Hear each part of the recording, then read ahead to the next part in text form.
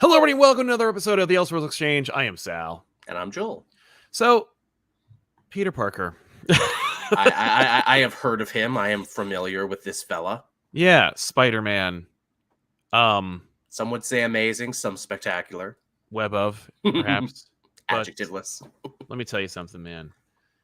There was a time, and it was when he was invented, that he grew up quickly. Mm-hmm. Yes, he did. People always want to get back to his roots in like modern retellings or classic, movies and cartoons and shows where they're like, "We got to get back to his roots, get back to high school." And I'm like, he was in college longer than he was in high school. I know, right? And also, like, that was the 60s, everyone. Yeah, like, do you even remember it, or are you just trying to or if you just something absorbed it via cultural osmosis and all the cartoons and everything? Yeah, but he was in high school for like a minute, then he goes to college for a while, then he gets out of college and he's an adult for like 20 years. Which in and of itself is pretty impressive because it does actually show the passage of time in a way that most other books, even now, don't even do anymore. Right? It's weird. Like you're looking at people like Captain America, right? Mm-hmm. Like, how much time really has transpired in the pages of the Captain America comic book from his Avengers debut, re-debut to now? You know what I mean? Like I don't think he's been through nearly as much. You know, not enough milestones to say, oh, this was the point when he was like this. You know, and that's a classic Marvel thing too. Every big event that ever happened, a couple years ago, just a couple years. That was just a couple years ago.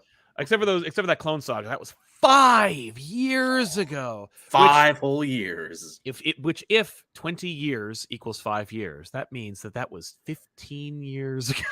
And the fact that they were willing to throw down the gauntlet with that and be like, no, it was 5 years ago. Yeah. Well, they knew. They were like, we have to say something. You can't just say, it was a long time ago, or it was the 70s. Like, they can't say that. They're like, we have to pick a time. Now, I don't know. I would love to know. And that's something that, like, there's a bunch of, like, podcasts about the formation of the Clone Saga and stuff, and talking to, like, all the original creators and stuff. I want to know, like, crime podcast. Right? But I want to know, like, what was, if any, the conversation with internally where they're like, all right, we have to figure out the Marvel time scale. Because we need to say how many years it's been since the Clone Saga. Now, the Clone Saga is 1977 or whatever, 78. It's 1994.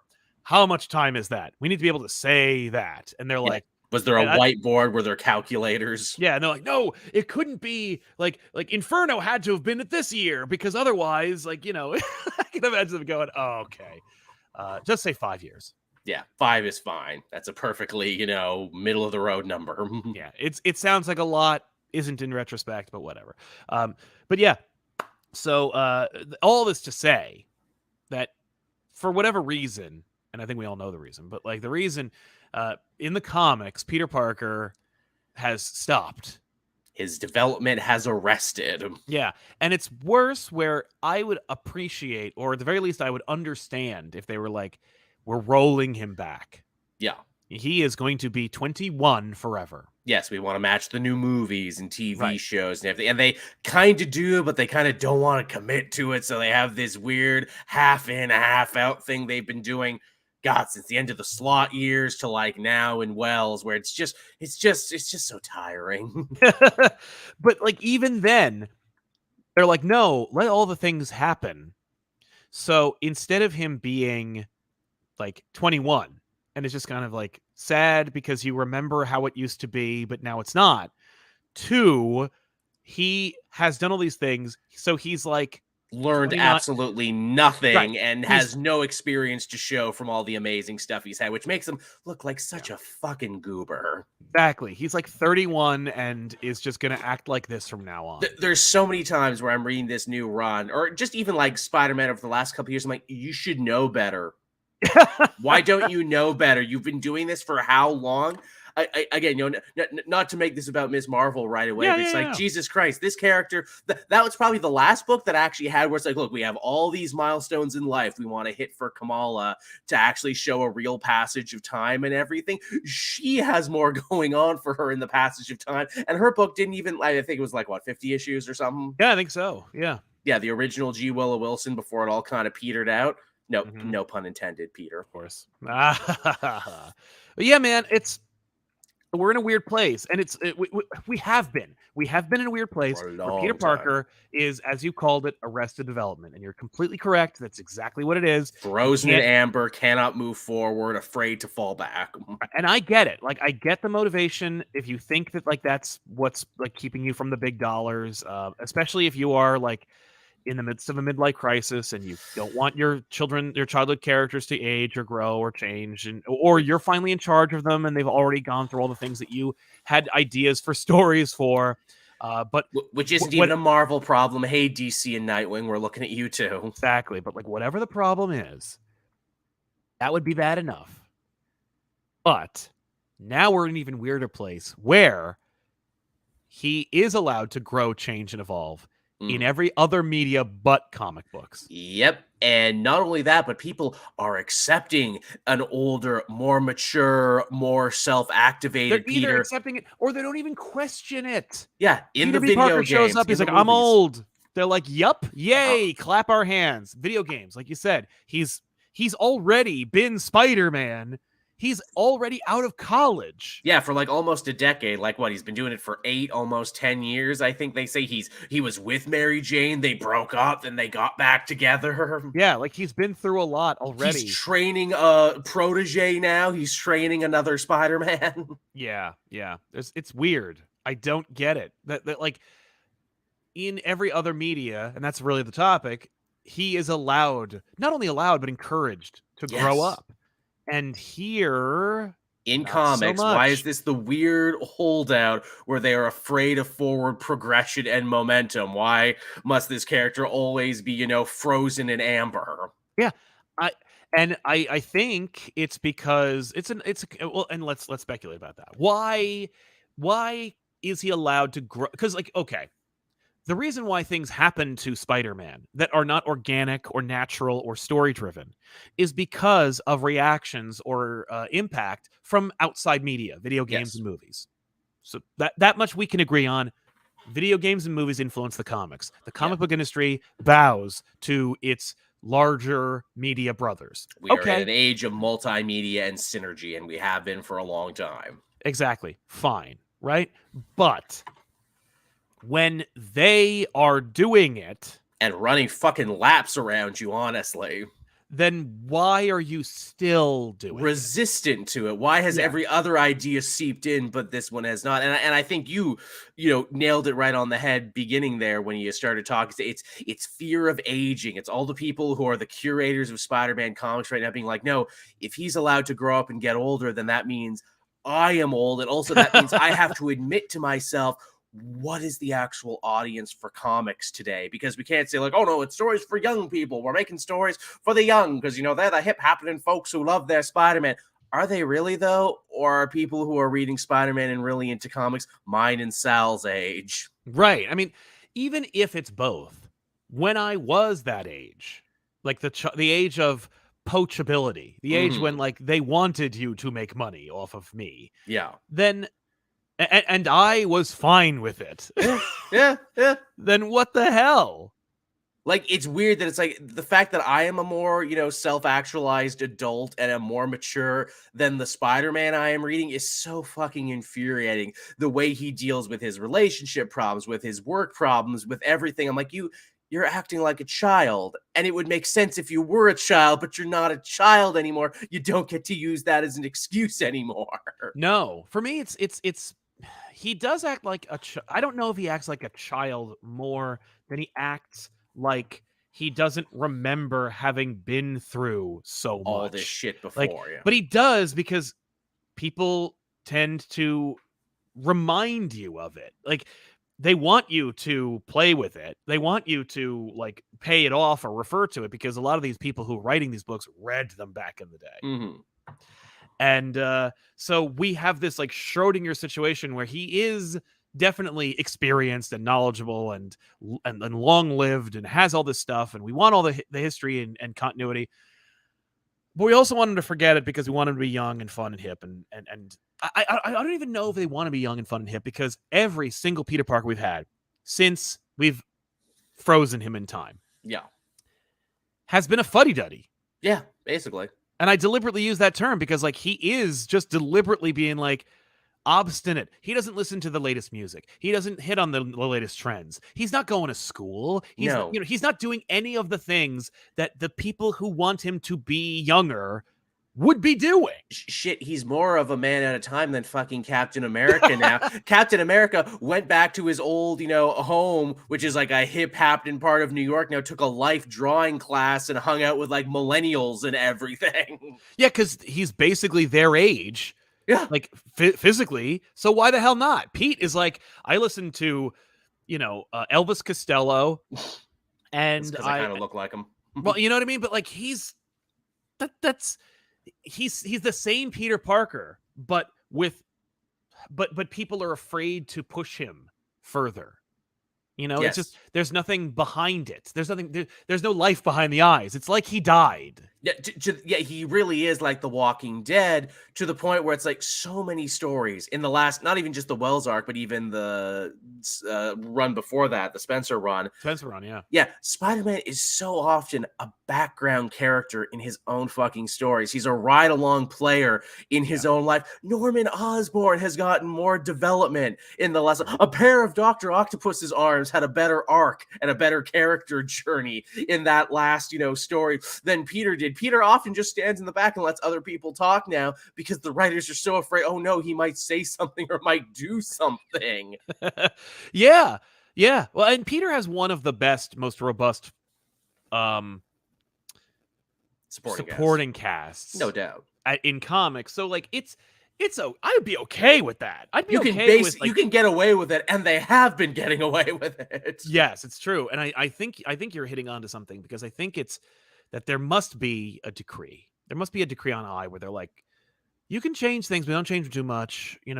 Certainly don't artificially age him. Don't give him anything that you could ascribe to being like a regression to when he used to have like a forward timeline. Like don't do the marriage stuff. Don't do like long-term relationship stuff, but don't also do like a full-time job thing. Yeah, he can have a new job, but like he's going to have to lose it at the end of it. Yeah, he can have a new job, but don't actually show him working or taking pride in his work. What the fuck does he even do for Norman? Oh, I'm a scientist. Yeah, he does science. I mean, and what's frustrating is when we have seen expertise? Them. Yeah, not by I don't know. Exactly. I don't know. Like, isn't that a problem? Like, should we not know what he's doing with his life? And shouldn't he, like, take pride in his work? Nah, it's just paying the bills, I guess. And even then, in the Norman book, Norman's like, hey, I'm really sorry about all the horrible shit I did. You don't even have to, like, clock in if you want. I'll just, like, keep giving you a paycheck. I'm like, well, oh, I'm awesome. sure he isn't. Yeah. I'm like, oh, great. So he has no reason to even go to work. And that's the relatability. Spider-Man always needs to be relatable. He always needs to have problems. None of his problems are relatable anymore. He has not had a real human problem in 100%. Forever. It's all comic book bullshit problems. Yeah. And I think that's another problem too, where it's like, well, we can't make him older and give him older people problems, so we need to give him non-human super problems. Well, and that of course, like that hits on another aspect of Spider-Man in today's world versus, let's say, 20 years ago. And we have to say 20 years ago because we can't say that it's been 10 years because it's been longer. Much longer, yeah. That like Peter Parker Spider-Man is no longer a street level superhero. He hasn't been a street level superhero in 50 years. They try. Right. Well, they try to like remind you, but anybody who is in charge of real street level heroes has those street level heroes go, how dare you? Yeah. Like, you're not part of this. Like, you're an Avenger. And it's like, you saved the world multiple times. Right. But what's so frustrating is like, I wish we could even live in those status quos. If we were to go back to like New Avengers, when it was like Straczynski's writing Spider-Man, Pete's on the New Avengers, and all this stuff is happening. If like Marvel's like, and remind people he's a street level character. Yeah. Have him like show up and try to be relatable with like, I don't know, Daredevil or something. Yeah. Have him go, what are you talking about? Like, you live in a tower up there. You're married with what are you talking about? And he'd be like, oh yeah, I guess that's a good point. It's like Steve Buscemi. Hello, fellow street levels. Yeah, exactly. How do you do? What are we doing? Catching purse snatchers? Remember when I used to do that? Yeah, back before there was an entire multiverse dedicated to you and how important you are and how you're the center of a universe unto yourself. Yeah. In fact, KB in the chat is making me think of something, because I think here's something that's a fun exercise.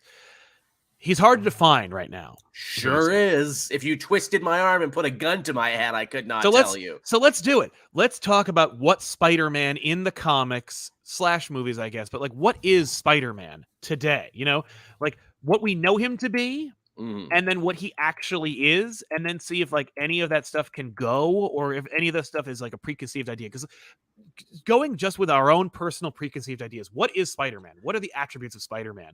Not character design, not powers, just like, what is Spider-Man? He is a street level character. He's a hero. He's an everyman. He's an everyman. He's a nerd. He's a STEM kid.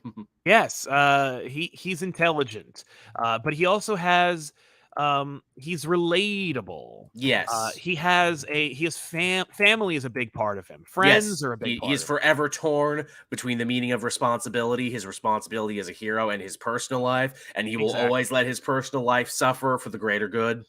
Right. So these are the descriptions of what he is. So, but then you talk about hard luck. Yeah, hard luck. And you know, exciting, fun, adventurous, that kind of thing. But like looking at quippy, but what is he when you look at everything else? And it's like, okay, well, we look at let's look at the animated movies, Into the Spider-Verse, Across the Spider-Verse. Yeah. He is a totem. Yep.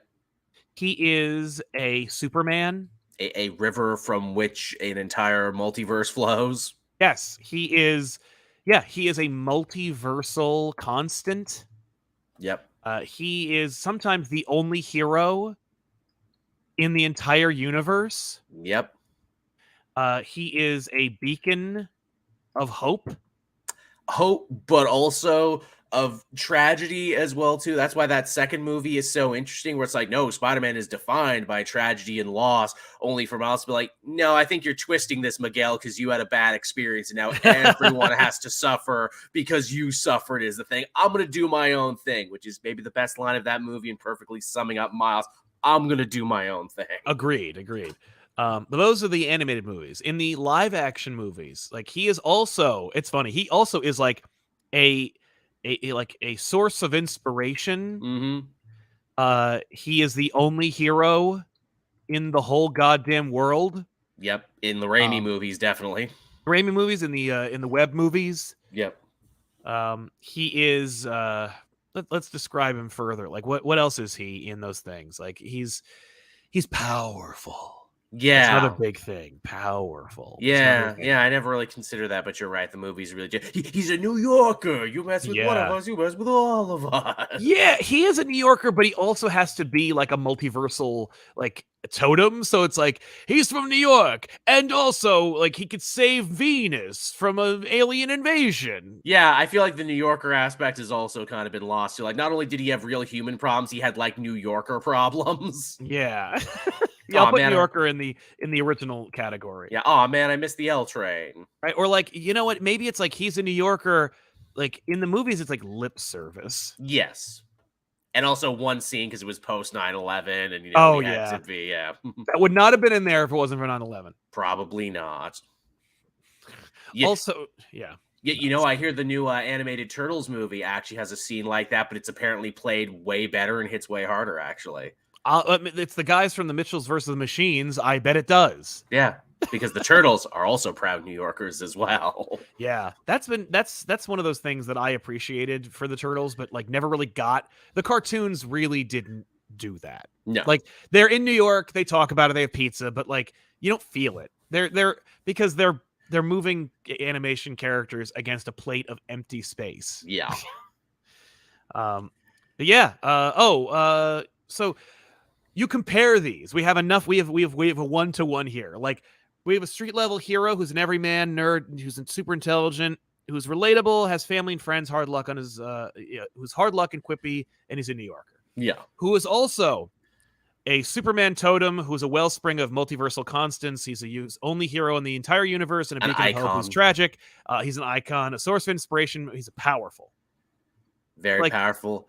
Misunderstood because you got people like Jameson always breathing down his neck. Is he a threat or a menace? Exactly. Misunderstood. these things. I guess tragic too is another we have one. Tragic on there. Yeah. These don't. You can't be all those things. It's true. He is really, a freaking exercise, almost in hypocrisy. He's a living contradiction, Spider-Man. Exactly. Oh, in my own head, he considers himself to be a second stringer. Yes, which is very weird. It's like, dude, you're basically the face of the fucking company. You think Mickey Mouse thinks he's a goddamn second stringer? Well, like, no. Spider-Man considers himself a second stringer. We know he's an A-lister. Yeah, we know he's not, though. Yeah, but everybody he's everyone's favorite superhero. Yes, but he doesn't think that. Right, but he doesn't know it. And in the Marvel universe, he isn't. Like, I want to believe that in the comic books, he is not everyone's favorite superhero. Right, then more people would be like, no, I like that Captain America guy. Captain America, Iron Man, Thor, Black Panther. All the Avengers, the celebrity heroes. Yes, the Fantastic Four. I love the Fantastic Four. One time I saw the Thing. They're the original family. There you go. They were in New York first. They've been there longer. That's a generational gap. Fathers and their sons are like, I remember when Mr. Fantastic saved us with the ultimate nullifier one time. There's a great moment in the comics, and it was when he was married and when he was working as a TA at Empire State University, where Iron Man stops in and everybody on the campus runs to where Iron Man is. He's dropping off a piece of equipment, and they're all just like, oh, and they just want to see him.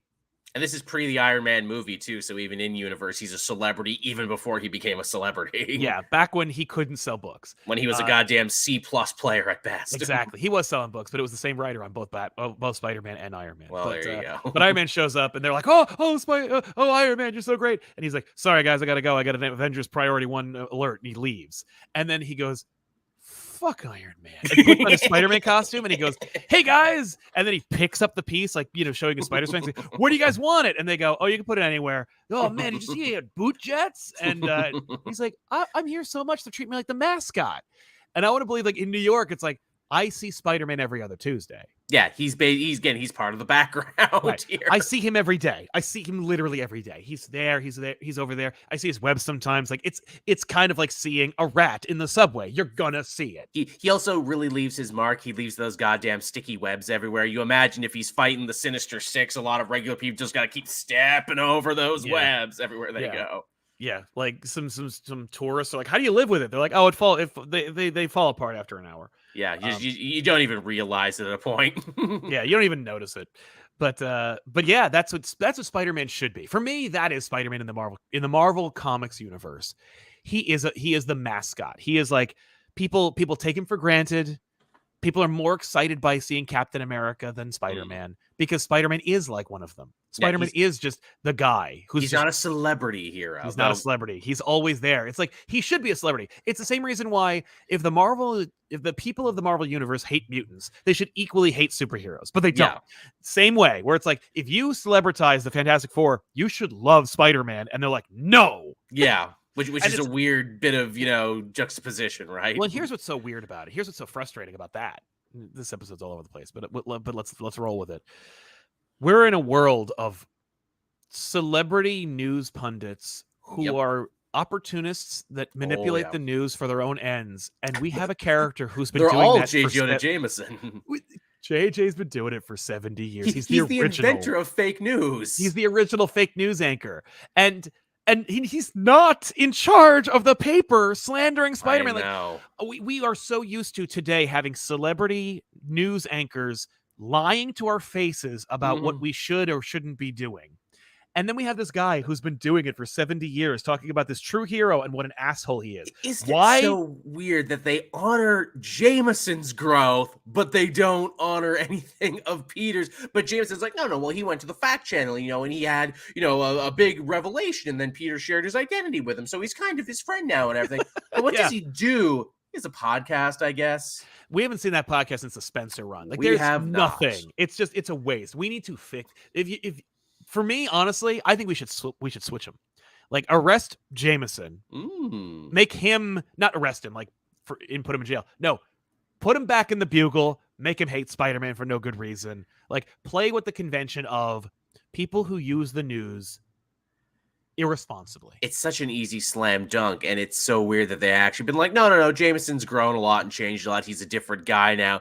Yeah, he's a lonely dude who sits at home and makes friends with tentacles because he has nothing else going on at the moment. That's very sad. Which he's a twice widower, by the way. Yeah, a twice widower with a son who doesn't call him anymore because he's a werewolf or something. We haven't seen a man-wolf story in forever, man. We got to get that werewolf back. I know. He was a symbiote in, like, what was it, Carnage? Like, he was working at Ravencroft. He was the head of security, I think. Yeah. That was a while ago, but he was doing that. Like, that's the last time I remember seeing John Jameson. Yeah. No, it's true. See it's your weird. dad, John. It's suspicious. It's yeah. Maybe John gets into fake news now. Maybe he gets radicalized and he, starts his own paper about how much he hates Spider-Man. That's the plot of the Murphy Brown reboot. Is it seriously? Is that Murphy's son goes to join Fox News? Like, that's fucking wild. Okay, let's rip off the Murphy Brown reboot then, I guess. Why not? Yeah. Well, I mean, look, here's the fact. If you were to use it, no one would accuse you of plagiarism because nobody watched it. Nobody saw. And it makes sense, too, because John Jameson, what I learned in the military was, he's just one of those guys who keeps mentioning that every 10 seconds. Yeah, I mean, the fact is, like, John Jameson has been both a hero and a villain, and he's been a scumbag and like a bastion of hope, so, like, you could do it all. But, the thing is, I've talked about what I want Spider-Man to be, what he used to be, and what I think is part of his appeal. Indeed. Like, and that's the problem, is that, like, when I'm looking at this list of, like, things that he is, and they're all contradictory, and it's like, and you know why it's contradictory? Because he is Mickey Mouse, because the company that owns him knows that he is too valuable. It's like whenever anything gets good, and then, like, the company goes, oh, well, let's make sure it stays that way by fucking it up. Like, you've ruined it. You ruin it by getting involved. Like, people liked Spider-Man because they felt like he was their superhero. He was relatable. People could, again, they could superimpose themselves on him, which people still do to, like, a weirdly distressing degree. Yeah. No, and when bad stuff happens to Spider-Man, they take it as, like, this weird personal slight. Yeah, well, because people think they are Spider-Man. Like, yes. I genuinely think people are like, that is me. Like, if I'm in the Marvel universe, it's Spider-Man character. Yeah, but, like, that also, for me, I think you're right. It is powerful. Like, that's what Spider-Man is an everyman. He lets you think he is not Kamala Khan, not Sam Alexander. Like, Spider-Man is your avatar. Or at least he was supposed to be, which is why I think characters like Sam and Kamala and Miles started lapping Spider-Man for a new generation who were more easily able to see themselves in them than they were Peter in this weird Arrested Development case where he is this adult man-child, which is why it sticks to my cross so much fucking harder that they chose to kill Kamala. I'm like, no, she was doing Spider-Man better than Spider-Man was for the last couple of years. Well, and maybe they knew that. Oh, I'm sure they're mad about it. Oh, 100% that was personally motivated. Yeah. That was fuck you, younger readers, for making us feel old and making us question ourselves and how we've run our business for years. We killed her. How about that? We brought her into the book for the sole purpose of killing her, and we leaked it out because we wanted you to know, you little fucks. That they leaked that was. There's no question they didn't that they leaked it. 100%, because that's the only way they can sell Spider-Man now, with cheap gimmicks and outrage. That's been the only thing they've had driving Spider-Man engagement. What if we make people really mad though, so they have to read it? Yeah. So we're in this weird place where Peter Parker is a grown-up, is allowed to grow, is allowed to die in every place else except for the comic books. Yeah. And I'm concerned that if anyone at the level of comics were to learn that lesson or recognize it or try to learn from it, they would learn it wrong, because it's been kind of rough lately. Sure has. And I'm getting this, like, feeling that there's a lot of mismanagement and a lot of misunderstanding of character and this lack of respect for canon, and this lack of respect for the medium, and this lack of respect for, like, the audience. Overreach. Yeah, complete. Well, and it's weird because Marvel is in this weird place where it's like it's editorial overreach, but also there's no editors. And when I say that, I mean, like, there are editors. I don't know what they do all day. It's one editor overreaching on one book and one character, it looks like, while everyone else is asleep at the wheel. Yeah, exactly.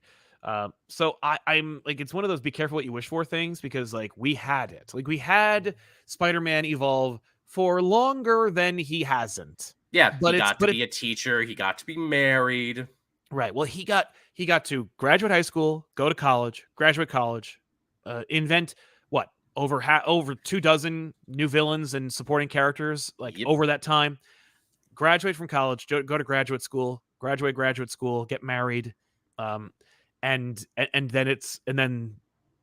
and evolve, grow up, like because from that time to that time, like there was a very small window of time where he was a scientist in Portland, Oregon, but like forgetting that for a minute, he was also a photographer for the Daily Bugle, and that was it. And he was living off of Mary Jane's salary as a supermodel slash actor.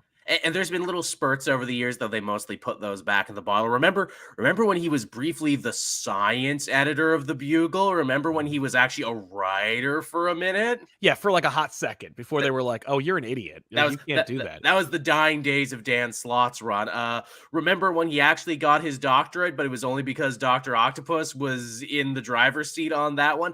That's a damning condemnation right there. Peter will only move his life forward when someone else is controlling him. Yeah, that could be actually like a metatextual thing where they're like, Spider-Man can't. I don't know. Maybe like we can only move Spider-Man forward if he's not Spider-Man. Yeah, he needs to be someone else. Hell, again, the end of that Wells arc, again, it's probably the best arc he's done since he started. Yeah. Was awesome near the end because Spider-Man wasn't really Spider-Man anymore. He fused with the arms and he thought he was superior again for a minute. And I'm like, oh, this is pretty dope because he's making shit happen and he's talking and he's getting involved and he's being intelligent. Yeah, exactly. and he's freaking Doc out. It's like, why do you sound like me? Yeah. So yeah, it's weird. It's a weird place where we are.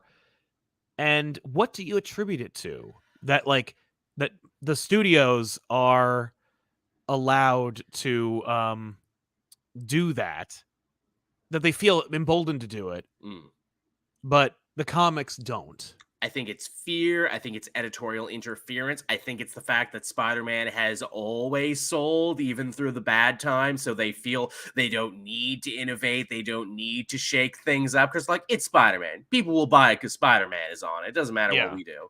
Yeah, no, it's true. I don't know. I mean, I know that, like, cynically speaking, it has to be because they're like, well, it'll sell no matter what. But, like, at it? Is it just that, like, you would hope there's more, that they're right? lazy? You would hope there's something deeper. Right. I mean, I do, but I don't, because I suspect it's ego, but I don't know, like, to what end. Like, what is the motivation there? What are you serving here? Exactly. Like, why is it? How do you win at the end of this? Do you get to say I'm right? Right? Like, because you're not. Because the movies are outselling your comic books. Because the video games are selling your... Yeah, you're being proven wrong elsewhere that people want an older, more mature, more self-actualized Spider-Man. Exactly. I don't know. It's really bizarre to me that, like, we have... Yeah. And, like, I'm not saying that I want Spider-Man to be perfect. I'm not saying that I don't want him to have any problems, because that's always the defense I hear. It's like, oh, well, you just want an idealized Peter Parker where everything is going good. Well, and people who decry Spider-Man comics are also clearly, like, secretly saying that they're mad that bad things are happening to their favorite character. Yes, and that's not the case at all. I want him to have different problems. He's still paying rent in New York all this time. What if Spider-Man had a house? Wouldn't that be interesting? Spider-Man with home ownership. He had home problems that he had to deal with. Oh, no, I can't just call, the landlord now because my water is busted. God, I guess I got to get down there and fix it myself. I can figure it out, though. I'm a smart guy. I built web shooters and everything. That's a story right there. That's a B plot. Spider-Man has to fight the Scorpion and also deal with a busted water tank. You're not wrong there. I mean, automatically I was just thinking about that and how much fun it is that, like, Spider-Man has a leaky faucet and it's constantly vexing him. The stakes don't have to be the highest they've ever been, and they've never had to be. Like, some of the best Spider-Man stories had very low stakes in his personal life that he was trying to balance with superhero stuff. Hell, what if Spider-Man moved out of New York? Again, you mentioned Portland, Oregon. What if he just moved to, like, one of the Jersey cities? City. Yeah, what if he moved to, like, Jersey City? What if he's just like, oh, crap, rent in New York's getting ridiculous right now. I can't afford it on my salary. Dude, I got to move to one of these satellite cities, man. I got to learn to commute. That's a whole arc. Like, you could do an entire arc where Pete is evicted. He can't find a place. He doesn't make enough money, and he moves to Jersey City. Yeah, And it'd actually be kind of cute where, like, maybe he crashes on Kamala's couch for a couple of days. Yeah, like, hey. where he lives with them and he eats their food, and they're like, get this white, pathetic deadbeat Loser off of out my here. couch. What, you work with him? He's your boss? What? This is your boss? He's sleeping on the sofa. But like, they could do that too, because Emma fixed the family's mind but didn't fix Spider-Man's. right? But like, Spider-Man remembers. Yeah, but I think him living, you know, because obviously the fun part would be him building cribs, him building a nursery, him and Mary Jane trying to find like a way to escape, you know, to like have sexy times, or at the very least just be like on a date when they have a baby and he's Spider-Man. Them trying to put together like protocols where it's like, okay, so if something goes bad and the shit hits the fan, if there's a big event that goes down, this is how we get out of here. We got to run Drill's family to make sure we're on top of this. The next time the Skrulls invade or Galactus is going to eat Earth or something. Totally. But at the same time, my other issue is like, even if you don't want to do the marriage and children thing, fine. But most of you guys are married, but a lot of you writers and out there are single and remember what it's like to be like a 30-something with like, you know, with rent problems and all this stuff, and like, just go do it and like and play with it, like live in that world for a minute. Like, we could see, and it, like, you could still do the Pete has an apartment in Jersey City and has to commute and he's single story, where it's like he has to take the path, and you know, or like he sees, like, we could have a cute montage of like Terrax attacking the city, and he's like, you know, one time he takes the ferry, one time he tries to swim the Hudson, you know, one time he takes the path and it's like, but it's delayed, like, you know, all this stuff where it's like he's working it out, you know, and at some point or another he's like, you know, there's this funny moment maybe where like he keeps like grabbing onto like the Fantastic car, and they're like, you can't hitch a ride every time. Jesus Christ, Peter, you can't just get a freaking flying car of your own. Exactly. Man. You're get smart. a path card, man. You know what I mean? I can't afford it, Johnny. Are you gonna give me a loan? Right. Hell no, man. You're a grown adult. Get your life together. Which, hey, you know, that's even fun too. Like, look, if you're gonna have Spider-Man be in Arrested Development, have him admit that he's in Arrested Development, because I think a lot of people in their 30s can agree with that. Have him be like, yeah, you know, we're the generation that will never own a home. We're the generation who are worse off than our parents. You know, we are, you know, the modern day young people. Doesn't it suck? But we still got to find joy in what we do. And we have to be emotionally mature because it's the only thing we have going for us. Exactly. These are the things where it's like you can cosmetically, you can engineer the illusion of change and growth. Yeah. By having the character just be relatable. Absolutely. But I think there might be something deep within it where they're like, he's so marketable and he's so important to the brand that we don't want him to look like, because I can imagine you going to like CB Cebulski or the folks at Marvel, the people above him, and just going, Spider-Man is in Arrested Development. He's a loser. He's not doing anything with his life. And not the good kind of, he's not a lovable loser anymore. Exactly. But like, what do we do? Like, and it's frustrating. And they would say, name the ways he's a loser right now. Like, what is he really doing that sucks? That is objective, like objectively speaking. And it's like, his apartments keep getting worse again. Right, No, we're talking about right now. And it's like, he lives in an apartment, he has a job, and it's a nice job too. And Norman Osborn's growing, and he could have been the Goblin, but he isn't. He's actually proving he's getting better. Like, they would say all this, and it's because technically it's all superficial. There is no growth or any depth. There's no depth to the things that are happening to Peter. Nothing is happening to Peter. That's the problem. He has no friends and supporting characters. I mean, I guess Randy stops by every so often to talk about his marriage with Beetle. Again, fucking Randy is getting to move on with his life and moving on to bigger and better things. Why is Randy a more self-actualized adult with more shit going on? What the fuck does Randy even do? Have they said what his job is? What does Randy do? I have no effing idea. The thing with Randy is I couldn't care less. I appreciate that Randy is like this fun character that's been around for a long time, but I'm like, he's got history. So, like, it's like these guys love Randy more than Peter at this point. They really do. Randy is a more relatable Randy Spider-Man. Up to? Yeah. Can Randy just become Spider-Man for a bit? You know, because we trade off on it all the time. So yeah, let's just have fucking Randy do it. Why not? Yeah. At this point, I would be like, cool, this is different. Yeah, that's fair. My concern, but my ultimate concern is that we're never going to get a true return to form It really when does it feel when, that way. instead what we will get is like for the video game, right? Yeah. There's a lot of speculation about the video game Yes. Spider-Man 2. Mhm. Uh, I have a theory myself, and Do I haven't tell. heard it, and it's like the most obvious to me, where they're like, "Oh man, I think Peter's going to propose to Mary Jane. I think that we're going to have to retire him. He's going to Mm. move here, there, everywhere. He's going to die." Really? You think? You think they're gonna go whole hog with that? You think they're gonna Yeah, go in on of course they're really? going to kill him. Yeah, because Spider-Man is a character that can sell comic books from here to Judgment Day. Mhm. Spider-Man's the guy who can make movies from here to Judgment Day. Mhm. But movies are miracles, they happen at all, and video games are equally miraculous if they happen at all. These two institutions require thousands of man-hours and hundreds of thousands of people to make it happen. Before you For even factor in crunch and the lives that games Yeah. destroy. Well, and if the story is halfway decent and connects with the audience, otherwise the all that work was for nothing. Which happens And more times than you think. exactly. But like so, you know, while the comics can do Spider-Man forever, Mhm. these bigger multimedia projects can't. And so we're not going to get like Spider-Man number 9 starring Peter Parker, especially when a lot of these people who work at them haven't been in comics. They don't work in comics. They don't think about like Arrested Development or like about the status quo. They're thinking about like the story and about what's Mm. next. And they're like, what's more exciting?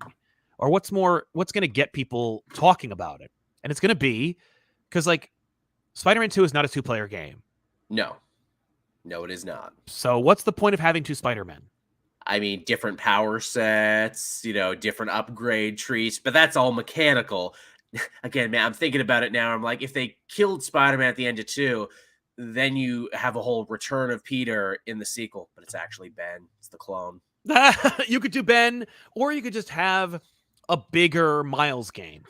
Which people like. And I mean, Miles held up his own whole DLC game on his own. Exactly. Like they sold it and it sold like, in stores. Like it wasn't just like, oh, download the Miles game. It was like buy the Miles game. I was gonna say, I think the problem with Miles is that because he's such a newer character, eventually you'd run out of shit to adapt, is the thing. Well, I think that they'll be thrilled by that because then they can just tell their own stories. And no one can say shit about it. I mean, look at the Miles game and how many alternate costumes he had and how much of them they had to make up.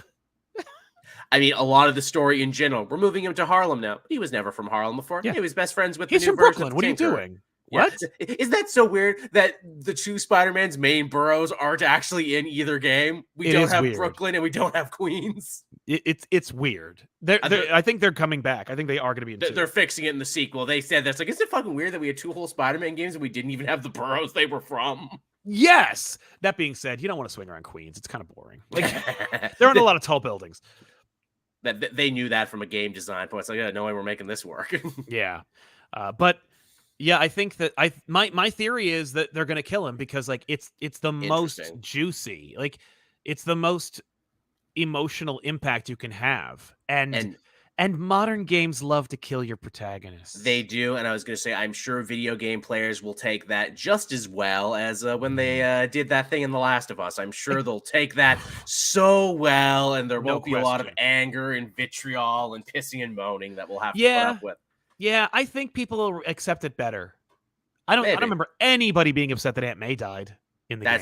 That's true. And apparently they had to fight for that. That's another way, too, in which they actually grew up and, matured Peter in that dead aunt doesn't have any responsibilities to his aunt anymore. He's on his own. She's not a soft spot for him to land anymore. Yeah, exactly.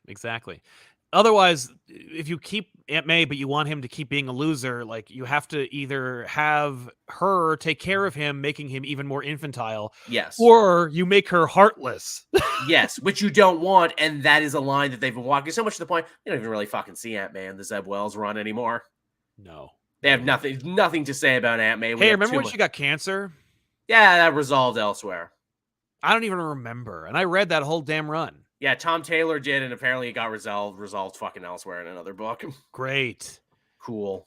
But yeah, so like I'm thinking The video games are going to kill him. The movies, every single time they're talking about the next Spider-Man movie, from Homecoming, they're like, but when's Miles getting here? But when's Peter gonna like swing off into the sunset? Every single article I see, from Far From Home to No Way Home to this new one, they're all like, but which one is gonna have Tom Holland swing off to the sunset? I guess And I guess that's just how movies and games are different from comics, because they have finite ends. They have 3-act structures, beginnings, middles, and ultimate finales. Where comics, story never ends, man. It's sequential media. It goes for these characters are older than us. They will long outlast us when we are but dust and bones in the ground.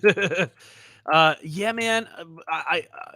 I fear that the lesson is that they will be that they'll learn is like, oh, you want him to grow and change? Cool. He died. Yeah. We've tried nothing, and we're out of all of our ideas. There's no bigger change than death. It's the ultimate final act. Yeah, it's just like that's where we are. I fear that in the comics they're like, we would rather kill him off for a while than just bring him back to true form. And they did. They sidelined him during the Beyond saga. They're like, look, he's hurt. He's taking a sabbatical. And even then, we still came back to him like every other arc. Which I think that was smart, because it was a good way to check in and remind you, like, he will be back. He is the main character of this book. Even Superior, well, let's just sideline him for a bit and see what happens. And honestly, I think the books were better for it. There's an old adage from professional wrestling that I think is very applicable to comic books, because it's all, again, stories that never end. I can't miss you if you don't go away. That's true. And with Spider-Man, you've been here this whole time, and honestly, you're getting on my nerves. I think you've kind of overstayed your welcome for a little bit. Can you please leave for a bit? But they're never going to cancel the Spider-Man book for any amount of time. It makes too much money, which means you get writers who don't have ideas, editors who are overreaching, and a character who is just spinning his fucking wheels. Exactly. And it's all 100%. This is the problem. And it's why Peter Parker can't age. It's because of all those things, plus the fear of changing it too much so that the sales dip, or that the upstairs management is upset, or that we like muck with the formula too much, or there's a lot of other factors. And also, of course, the all-important ego trip. The people who are just like, if we concede, if we like age Peter, then he will have to address long-term relationships, and no one will accept anyone but Mary Jane. So yes, he hasn't had a new love interest in forever, right? Which is another interesting. Like, we were talking about all the things that are quintessentially Spider-Man. He dates, is the thing. He hasn't dated in a long time. It used to be like the Bond girl effect. Like, ooh, who's the new Spider-Man love interest this year? Yeah, and it's funny actually, if you compare what is Spider-Man comic to everything else, in comic it's love life. In the movies, it's Mary Jane. Yeah, but in that, it's like, I know in my heart of hearts that they're like, we're never going to let him be with Mary Jane full time, because then it will read as capitulation. Yes, again, everyone is so stubborn now. Yeah, like it'll be like we gave in. We'll give Mary Jane powers. We'll give her ghost children. We'll do anything it takes to keep them away from each other. But also, we won't just write her out of the damn book. Yes, which would just be, it'd be a fucking mercy killing at this point. If you have nothing for her, if you don't want them to be together, then write her out. Say she went somewhere else. Like, she could literally move to Philadelphia and hang out with her sister. Like, we don't need, and Philadelphia is not far. Like, she'd always come back. And she did. The Dan Slott run, she did go away for a while, and then she came back at the wedding issue for Aunt May. But like, if you want to explore Peter Parker that needs to grow and change and evolve, but also can't square the circle of Mary Jane's relationship with him. And because Mary Jane is also a safety net and a soft, place to land, which also is not a good look in the modern era. It's like, dude, it feels like you're fucking using these women. and like even this rebound thing, it's like, oh, well, I guess I'm with Black Cat now. Well, this is just totally a rebound now. That's not good for either of you. That's not healthy. And I know that because I'm more emotionally mature than the character in the story. Furthermore, what the fuck does Felicia see in you? She's rich. She's, beautiful. She had a critically acclaimed series before this one. It's true.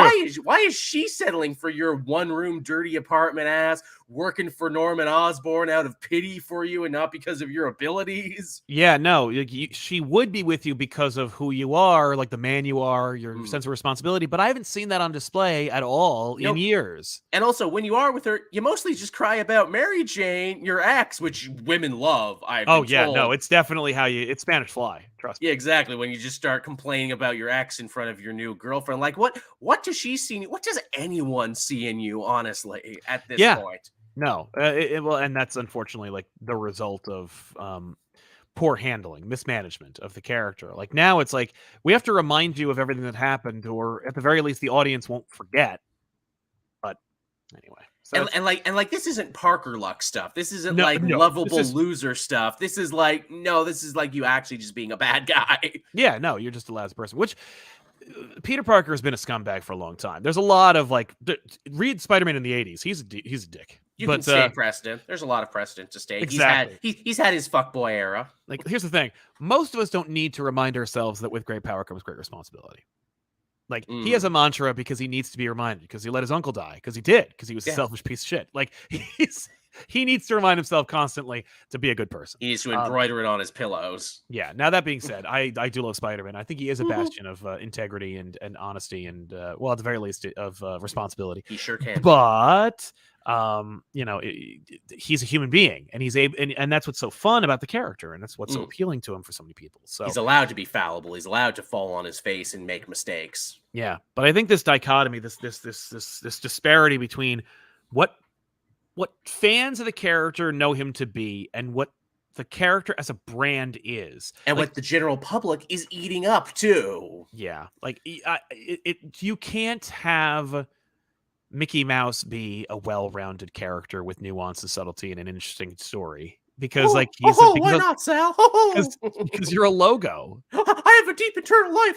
I've been married to the same woman for I don't know how long. Have you though? Like, is that marriage, or is that just like Buster and Babs Bunny, where it's like no relation, but we're together, I guess. It's a marriage of convenience. Her father came from money. Yeah, that's what it feels like. But yeah, like we're in this weird place where it's like, the audience has a different. The other thing is the audience is taking what they're being given. The larger audience of people who play video games and watch movies are taking what they know from those institutions, like the fact that he is a Superman, he's a totem, he is he's a multiversal hero, he is a beacon of hope and inspiration for all people everywhere. That he is superficially a New Yorker, that he's an A-list, top tier, number 1 A+ superhero. And then they go read these comics, if they were to do that, and go, that's not this at all. Like, at all. This is nothing like the thing I like. Yeah. And yeah, it's weird. It's like the... And again, as we've stated before on this show many times, synergy, multimedia, it's a blessing and a curse, but in this case, I would definitely call it a curse. Yeah, definitely. So I think that we're not going to see, we're seeing some major holdouts. Like, I feel like there might be some pressure from upstairs going like, hey, maybe what you should do it with Peter and Mary Jane. They're like, what are you talking about? They haven't been together in years. And like, what are you talking about? I just watched that movie. He's been married to her forever. And they're like, no, in the comics, it's complicated. Well, explain it to me. I'm not going to. You don't want me to explain it to you. Trust me. Yeah, it'll only make it more painful. Yeah. Let's just say the word "deal with the devil" comes up a couple times. Honestly, if you were to hear it, you would fire me. Yeah, really. You let what happen to our what? You think that's acceptable? Any of the things you're doing? And you had a chance don't even know how to run a fix it a couple years ago, and you didn't. Yeah. Oops. We fixed this other stupid story, though. I don't even know what that is. Exactly. Like, that's them. They're like, I don't even know what that's. What sins? What? What? Clones? Norman? What? Gwen? What? Terrible. But yeah, man, what's the solution, if any? I mean, we spent like an hour complaining about it. I'd like to know, like, how would we fix it? And this is the hardest thing, and this is one of the worst parts about being a Spider-Man. Because again, if they came to me tomorrow, if CB Cegluski came to my door, it's like, all right, smart guy, if you're so good, and you're how do you fix it? Yeah, if you're so fucking clever, how do you do it? And I'm like, honestly, man, I don't know. That's how, like, in the fucking rut he is right now. I don't know how to fix the problem. Like, dig up, stupid. is all I could say. Dig up. Yeah. Now here's my question. Would you do it through, is it good that the comics are nothing like the movies and video games? Or is it stupid because they're missing out on like free money on the table? Man, that's such a question that I'm so conflicted by. Right? Like, I want it because I want good Spider-Man stories that I can enjoy again. But also, I'm one of those people. It's like, well, you shouldn't capitulate to the movies and multimedia all the time. That's how you get Inhuman Mutant Hybrid Kamala. Yeah.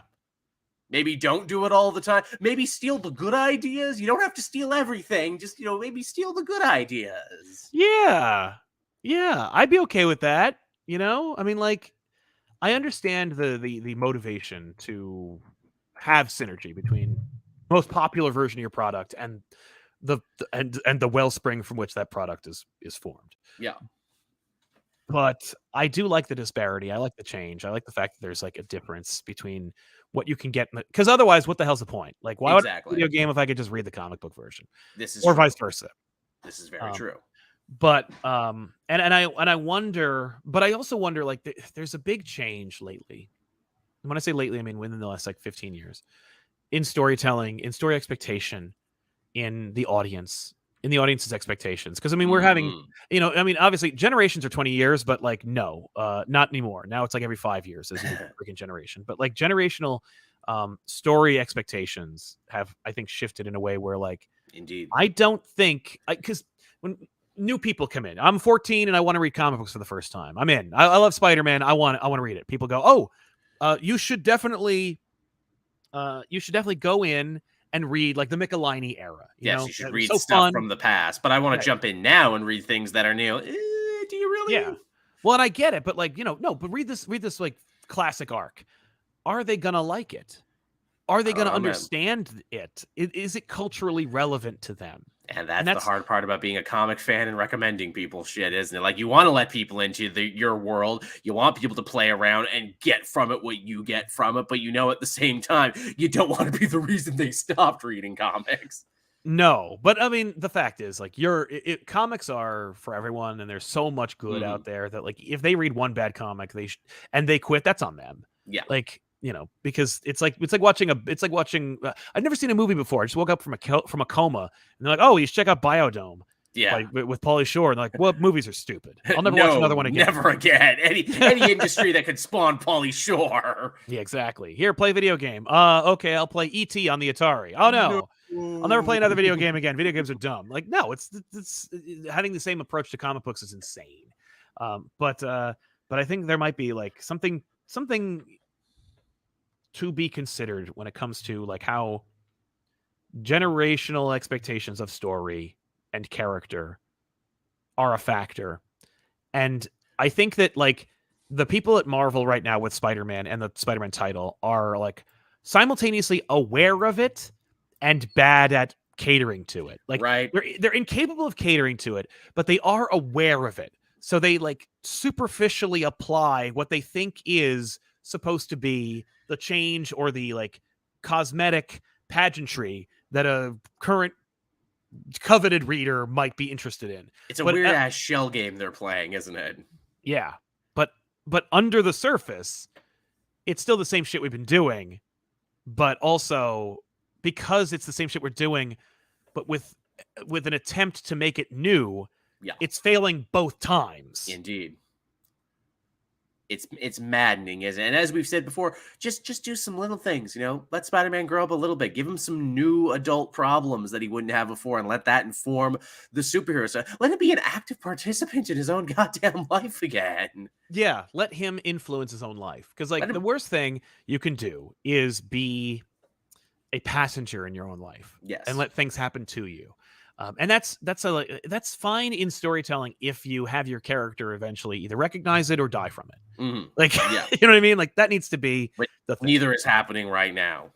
No, it's a holding pattern. It's just very bad. And what's a shame is the Ock arc, right? Yes, this last one. If that was the first arc, I think people would be like, "Man, I think Zeb Wells is crushing it. Agreed. It's his strongest arc since he started, because I actually, felt the creator in this one, that he actually gave a shit and had something to say and something to do, and Yeah. didn't have editorial breathing down his neck. Set up this event, set up this death, do this, do that. Right. Or I don't fucking care how you do it. Yeah. Even the Tombstone arc for me was like really miserable. Like I don't like it at all. And it's just like because Peter looks like an idiot moron who's never done anything like correctly before. But at least it felt legitimate. At least it felt like a real story. It felt like an arc. Like it felt like it's like this is someone's idea. That's something you can legitimately. I was like, I don't like this, but I get that someone might, and I get that like Zeb Wells would write it because it's like, oh, that's something you want to tell. That's what you feel. And I don't even think it was so much to make Spider-Man look stupid, but it was to try and make Tombstone look smart and to try and breathe some fresh life into him as a villain again, because he hadn't really had the opportunity in forever. Exactly. It's kind of remarkable that Spider-Man can be that you don't have enough creative control to do anything impactful or meaningful with Spider-Man because editorial and like the company is so like it has such a stranglehold on it.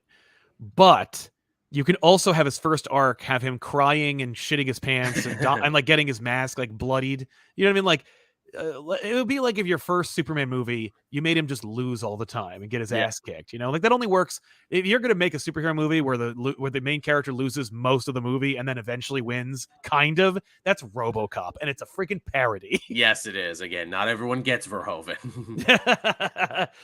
But yeah, man, Spider-Man, it's a tough web. I'll tell you that. A tough web we weave, a strange one even. Yeah, and it's here's the rub. Still the highest selling book at Marvel. Yep. Which again, in a weird way, almost I think vindicates all the bad choice. Which if we were doing a bad job, I think the fans would have stopped reading by now. I think they pretty much like what we're doing. That's 100%. The sales are an endorsement of the current status quo. I think, and I hate to say it, but I think we are in the minority when it comes to what we want and expect from Spider-Man. But that doesn't mean we're wrong, because I also am like, I think that because CG in movies for the last 20 years has been so crappy because filmmakers have been so cheap, and because they're overworking these special effects create death. Yeah, that we have now normalized what crappy CG is. And again, I've said this before, but like if the story's good enough, I'll forgive bad effects. Indeed. And because so many movies have bad CG, the luck of the draw is technically I'm going to find a few stories that I really like that I'm going to forgive the CG for anyway. Yeah. But because we've conditioned the audience to be used to crappy CG, no one is holding this, when it's really bad, people notice, but but it's like, I can't believe you're complaining about this when it looked so bad a week ago. You know what I mean? And it's like, and yes, it is a new way of doing movies. It's a new way of telling stories. It's a new way of doing effects. But that doesn't mean that it's still not bad looking. Yeah. And with this, it's like, it doesn't, like, just because the audience is still buying it doesn't mean that what we're doing is still good. You're totally right, too, about how people keep moving the goalposts with Spider-Man. And I hear it all the time in my comments. It's like, this Zeb Wells run is the worst thing that ever happened. You were saying the Spencer run was the worst thing that ever happened last time. Oh, this is the worst thing that happened since the Slot. Slot needs to come back. And which, ironically, he did. So hilarious. Yeah, then you must be reading his main book because he is back. We've moved the goalpost so hard. Dan Slott, who they said was the worst for like a decade, is now back. Yeah, no, dude, like that's what's like. It's the runs have not been getting steadily worse.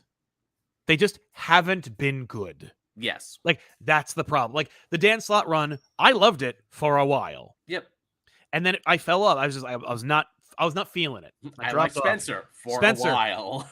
Spencer, I didn't feel it much. Like most of the time I wasn't feeling it. But I didn't think it was the worst thing ever, but I also wasn't feeling it. Then there was the Beyond arc, which again, I was like, not really feeling this either. But that's also been the last 5 Batman runs. Yeah. Where I'm like, this is not bad, but it's also not great. And just because it's not great doesn't mean it's the worst thing ever, but it also doesn't mean that it's better than it has any right to be. It's doing the dishes. Yeah. Spencer's run was doing the dish. Spencer's run was taking the garbage out. Yeah. And then the garbage men picked him up too. Yeah, really. Oh no, wait, come back. Oh, he's gone. Yeah, they took. You know what it was? The garbage men took the trash can too. I need that. Yeah, we needed that. Oh, come on, you trash-eating stink bags. Yeah, it's weird, man. It's a weird time. But at the end of the day, I would like to know what the overwhelming consensus is, and I don't want to know about your runs or about it. I just want to know Peter B. Parker, married adult Spider-Man. Mm-hmm.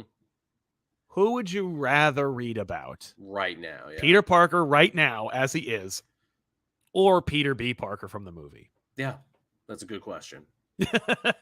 Otherwise, we want to thank you so much for hanging out with us. If you want to watch more Joel's got his own YouTube channel called Cape Joel. Go subscribe to that and check it out. Otherwise, we'll see you guys next time with another episode of the Elseworlds Exchange. We want to thank you so much for watching, and thank you for everything. Enjoy your reading, and we'll see you guys next week. So long, everybody.